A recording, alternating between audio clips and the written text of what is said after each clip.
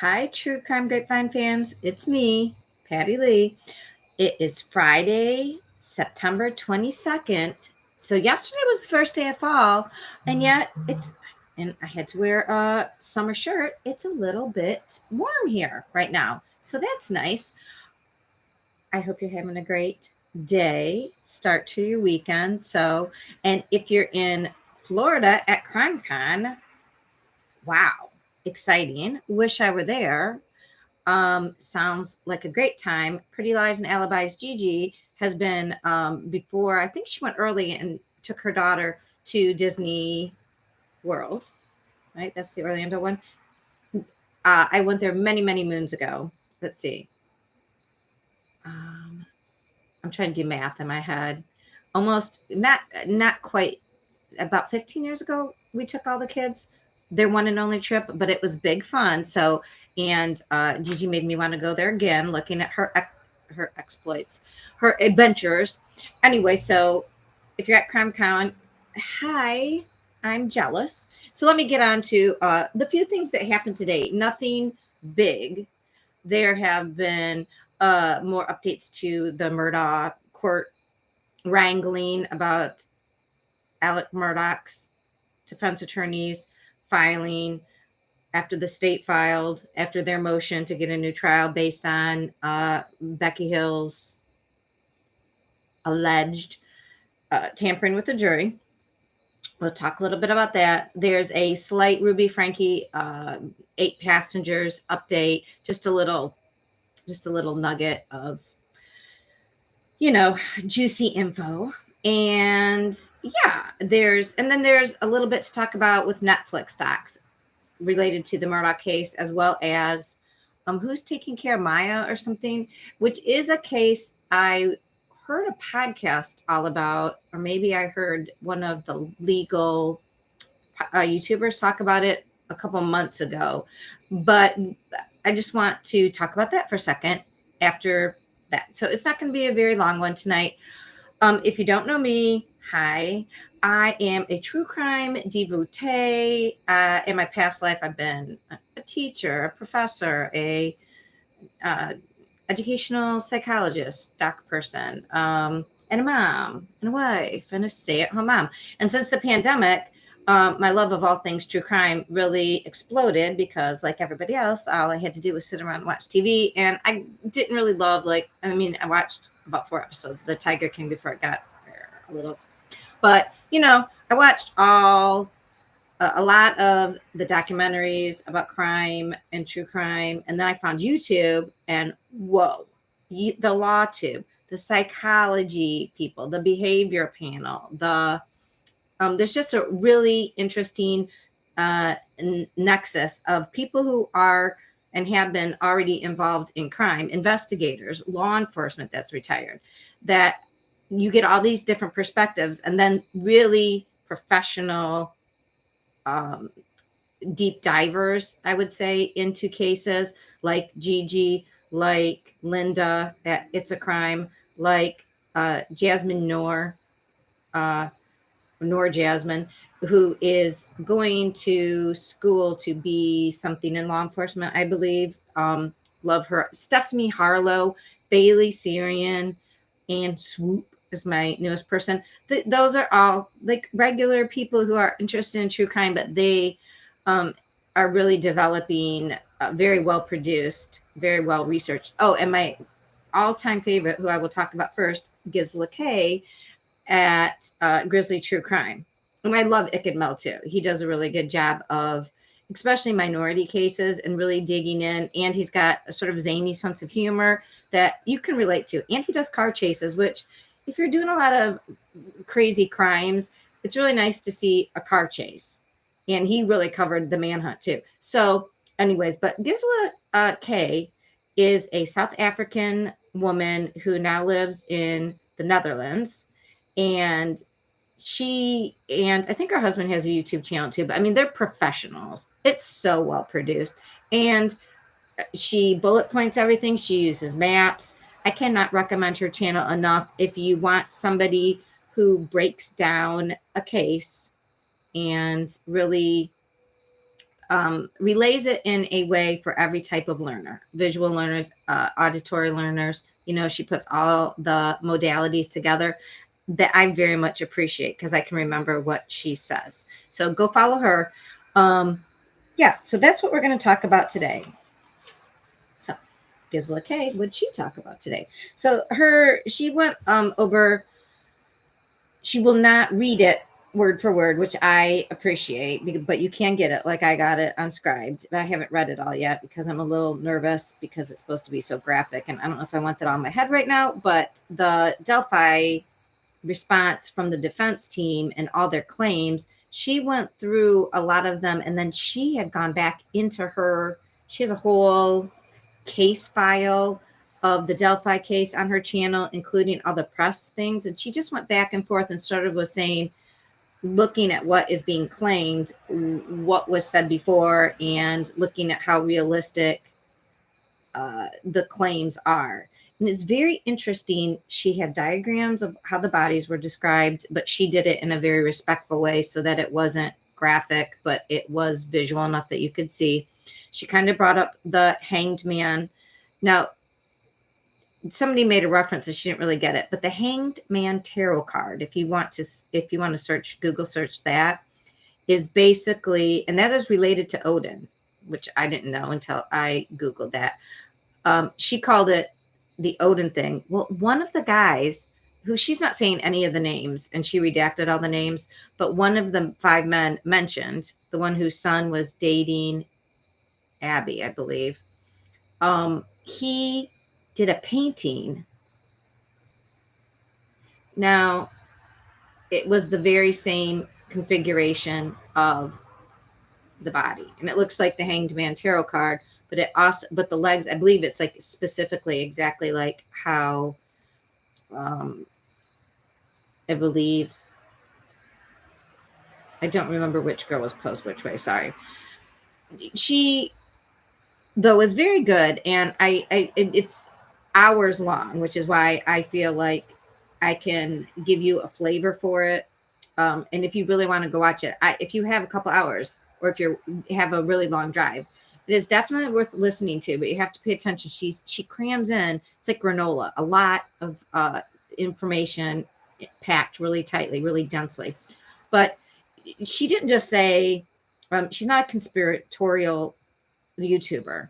She presents the information and looks at, like, could this, because a conspiracy just means 2 or more people are like secretly doing something. There are real conspiracies, but when we say conspiracy theorist, it sounds like a cuckoo who's making up stuff without facts. Anyways, Gisela K sticks to the facts, and she presented things that both really made it look like, if Richard Allen is involved, I don't know how he would be involved, but unless they can find some connection to Odinism or this ritual white supremacist, which maybe he is, but it does seem like when she went through all the facts that the information given to the police, not all of it was given to the defense afterwards, but when the police were looking at it, especially the one sheriff, Leggett, it looks like he really suffered from confirmation bias. I'm not ready to say he purposefully did anything, but the woman really, one person who said the younger person was on the trail was within 50 feet of him. The person who saw a man walking along the road, she was driving by, and she went to the police 126 days later, while the one woman who saw the 20-year-old, remember the young person, she reported that 3 days later, but that sketch wasn't released within 3 days. First, they released the one after 126 days, and then later, remember, they switched it up. So it's really strange. And she also said that there was some information that, yeah, they did talk to some of those or all of those men named in the defense, named them in their affidavit filed to get a Frank hearing. You guys, it just looks like, whether on purpose or by design, a lot of things were ignored. And I didn't know 2 people, not just one officer, involved in looking at the alternative theory. Like this there was a younger, and I wonder if he looks like the sketch. There was a younger man involved with the guy whose son was dating, I think it was Abby, and another man who had posted stuff about white supremacy, Odinistic rituals, and being part of a white supremacist Odinist group online. There was a younger person who apparently has a low IQ and went to his sister and tried to give her a blue jacket the day after. And he also said that he thought he was involved in something. He made a statement sounding like he was involved in murder. Enough that the sister went to the police, and apparently he or she did a lie detector test. That wasn't given to the defense, but also the person who administered the lie detector, she died in a fire of undetermined, like an arson fire. So we have the one of the three cops that was involved in they still looked at the Odinistic thing, and they produced their report, that 85-page report. They and the person who did the polygraph test both died in weird circumstances. The one cop was killed at his work, shot to death by somebody, and then Gisela K brought up there's just lots of stuff still floating around. So it looks like, again, and there's not like a definitive answer here, but there is enough to have reasonable doubt as to what really went on. In my opinion, I agree. I think Gisela K laid out using what was already laid out in the affidavit, but she really provided more argumentation to support more for that. There seems to be at least a group of people involved. And I am telling you, I don't see, I don't know. I don't see Richard Allen. It's funny because she's from overseas. So she's like, well, but Richard Allen does look like these other guys. And I want to go to Indiana. Every guy over 20 looks like all those guys with the scruffy face, kind of overweight, wearing the Carhartt. Welcome to rural Indiana or Ohio or Illinois or Michigan. Everybody looks like they could belong to the same group. So, they've never found the weapon. They can't really tie him there. The car, she brought up the whole thing about the car. She went back, did deep dives. I mean, she really went back and looked at what they said in the car, what was in the information that was in the first affidavit, and then what was in what the defense said. And you guys, his car might not have been the car they were even talking about.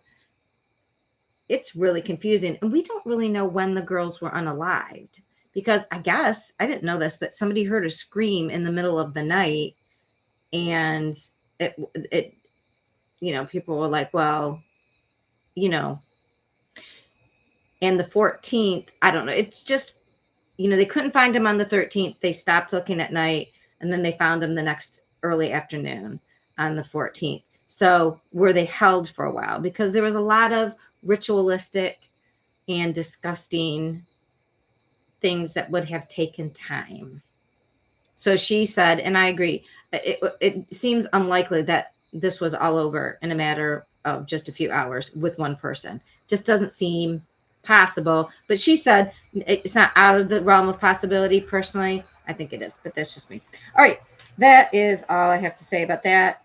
We will be hearing more, obviously, but there seems to be enough reasonable doubt. If they get the Frank hearing, though, that means they could get this search warrant of Richard Allen's house thrown out. If they get that thrown out, and the gun that they said the bullet was cycled through. Apparently, that's the same type of gun a lot of the law enforcement carry in the area. So this is all kind of weird, screwy. I don't know. If you know anything about rural Indiana, though, there's a lot of weird. In the rural areas of Ohio, Indiana, and Michigan, even Wisconsin. I mean, there's a lot of white supremacist stuff going on that you'd be shocked at, or maybe not. All right, case number 2 to go over. This is just really quick. So, Law and Crime had on again another clip of Kevin Frankie's lawyer, Kessler, I believe his name is, and boy is he talkative.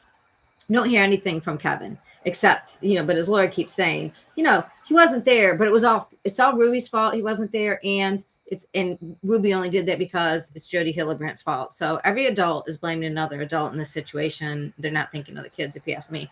But their McMansion house had the door kicked in or destroyed somehow. And they're not saying how. And the lawyer was real coy about it. He's like, well, Kevin went back in, but he doesn't know. I mean, he wasn't living there for 13 months. He doesn't know what happened to the door. So I don't know when the door was hurt. I was thinking maybe it had something to do with the police going in because they had to go check on the other kids and maybe they didn't answer the door. So maybe they had to kick the door in to get to see the kids and make sure nobody else was tied up at that house. So I don't know. Kind of interesting little detail that the door was closed. So there is that.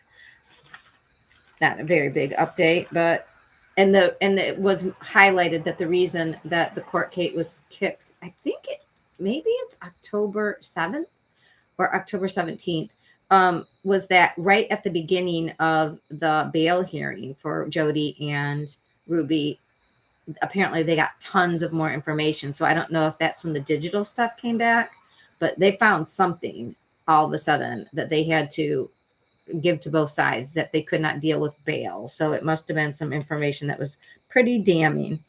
That's just my speculation. All right. And then the Murdaugh team, who I believe, let's raise a glass to CrimeCon. Is that CrimeCon? It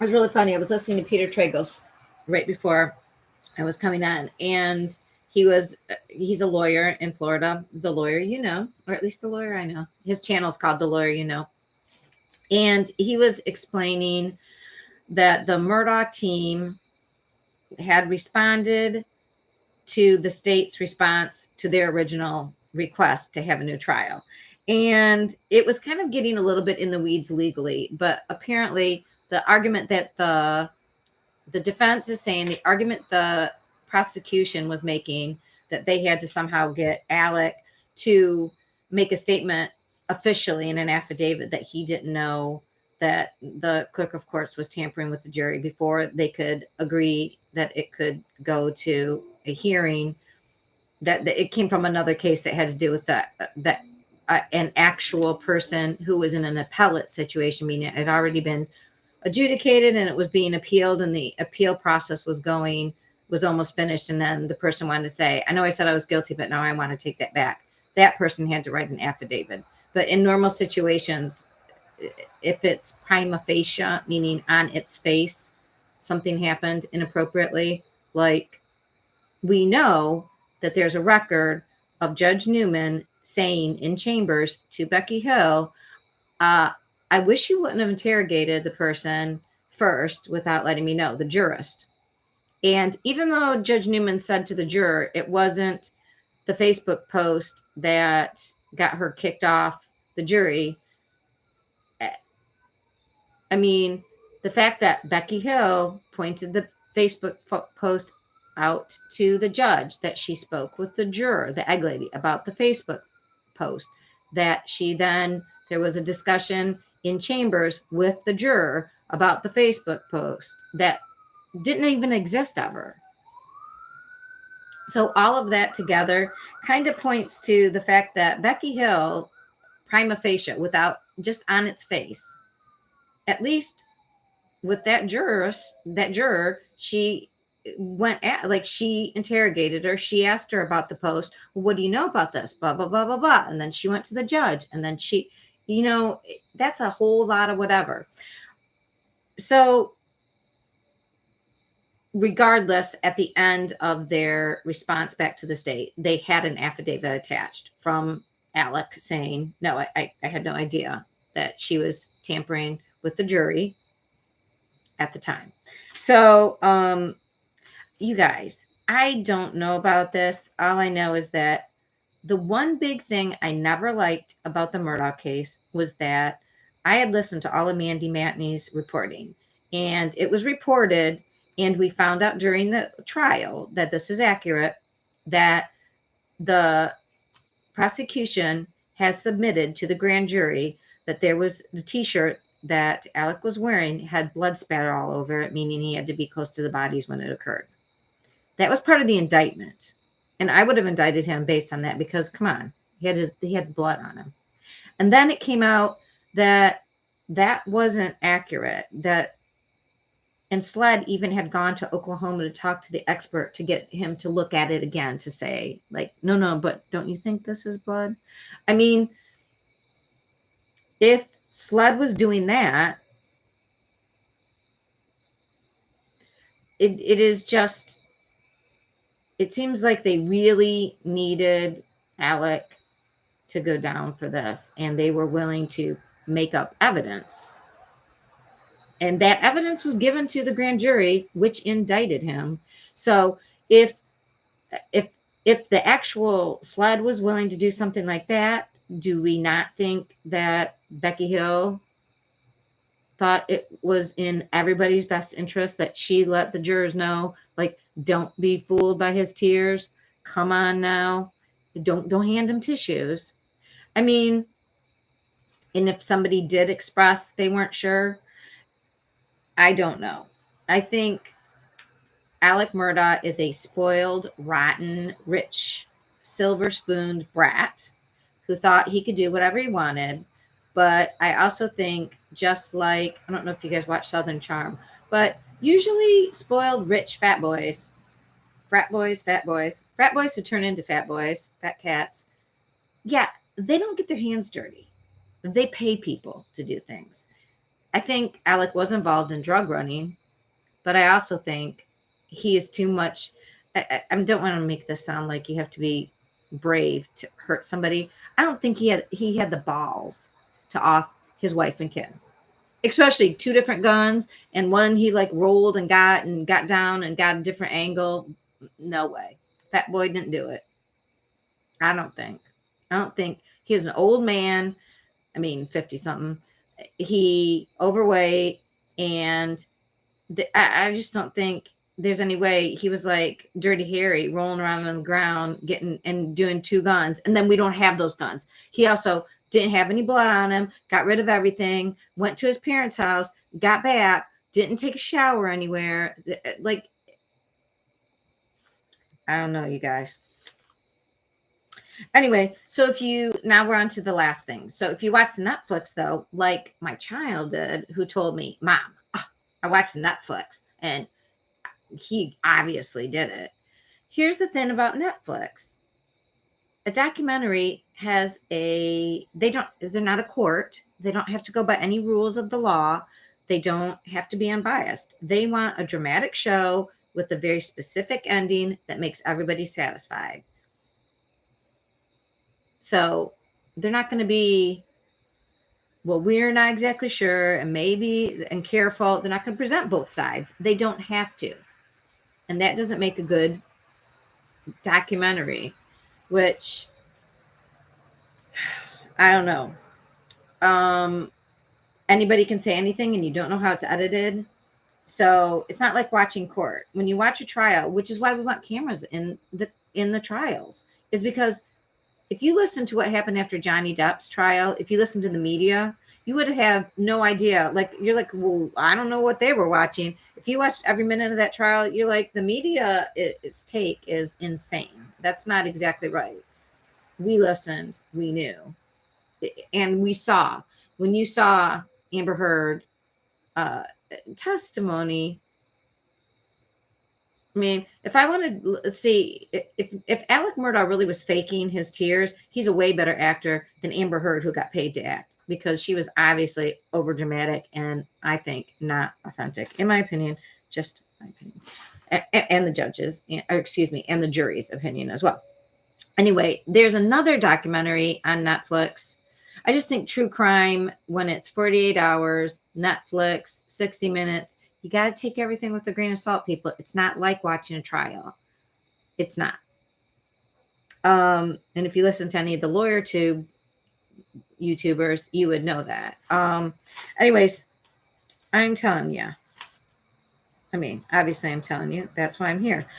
The last little thing I want to mention is the what's it called? Who Will Care for Maya? That is a really strange case. When children, I'm trying to remember if I think the trial happening right now. I need to see all the evidence, because when something's like that and there's a Netflix doc, it becomes confusing, because again, they're gonna say, did you watch the one about the little girl who came from Ukraine who was a dwarf, had dwarfism, and the parents thought she was 22 and got her re-aged? Like, that's a thing.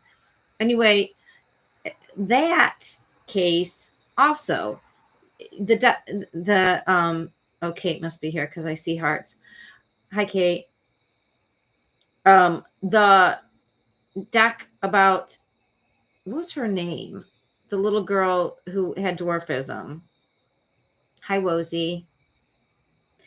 I am telling you guys that that the Netflix ended without saying what the ending was, which was, there was a court case. They found the birth mother in Ukraine. They did know the girl's age. That family did leave her at 9 years old, and their perfect kid, who was the genius that had to go to college that they left her for, that kid is living in their basement now, and he's not like, that's an aside, not that that mattered, but these people were awful.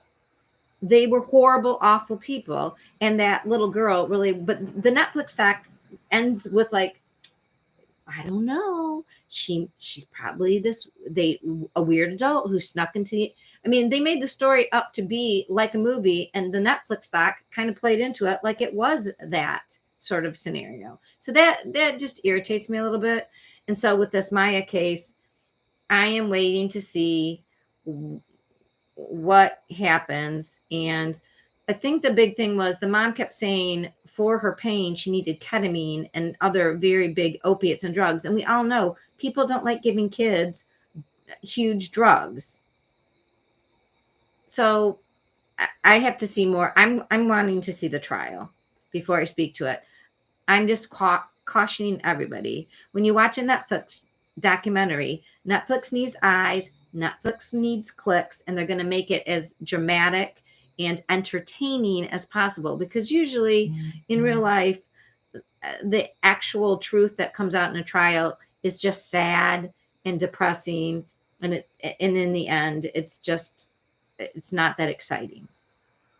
So just keep that in mind. All right. Oh yeah, Natalie Grace. That was the little girl's name. Thank you, Catherine. All right. So anyways, I'm done. It's almost 30 minutes, and have a great weekend. If you're at CrimeCon, I'm so jealous. Say hi. I know Icked Mel's there. Mel. I know Lori Hellis is there. I don't know about Hidden True Crime, Lauren and Dr. John. Both Creighton Waters and Dick Harpootlian and Jim Griffin, I believe, are there.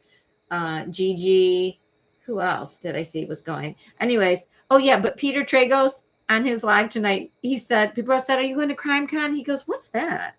Oh, maybe I'll have to look that up. I'm like, Peter, it's your people. Anyways, so I bet next time Peter Tragos will go. But anyways, so see you guys later. Bye.